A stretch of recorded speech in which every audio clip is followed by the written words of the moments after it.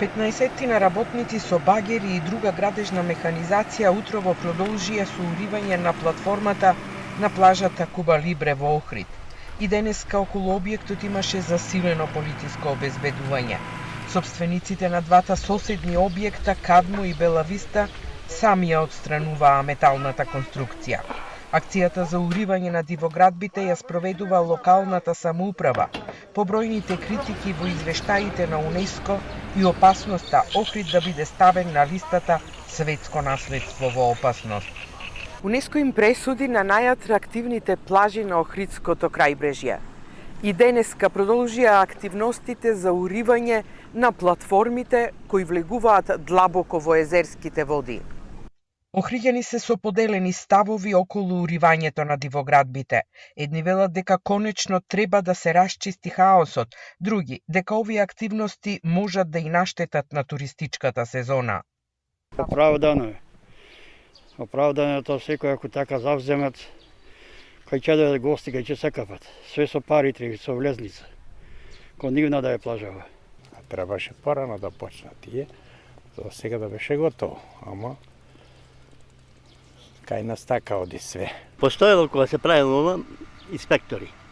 Тие инспектори да се повикат сега, тој преку ноќ не го направува, работат подолго време. Тешки пари имат дадено и се ќе го немат.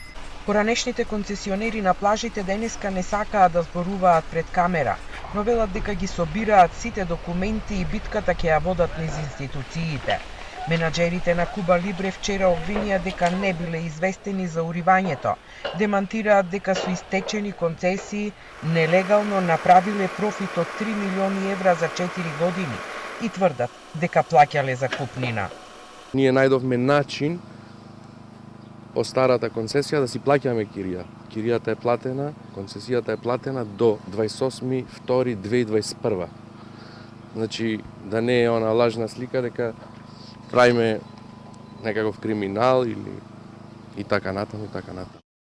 Од општина Охрид одговорија дека решенијата за уривање на дивоградбите на плажите се издадени во 2017, а пред 10 дена повторно им се доставени и велат дека не е точно дека била плаќана концесија.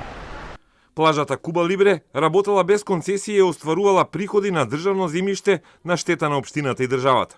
И покрај тоа што немале активен договор за концесија, непречено обавувале угостителска дејност, остварувале приходи и извршиле доградување и проширување на објектите, со што узурпирале атрактивно земјиште од крајбрежјето и граделе платформи во езерото.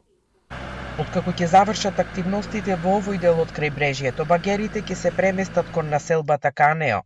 Од општина Охрид за Телма велат дека по уривањето на платформите, плажите ќе бидат на располагање на посетителите.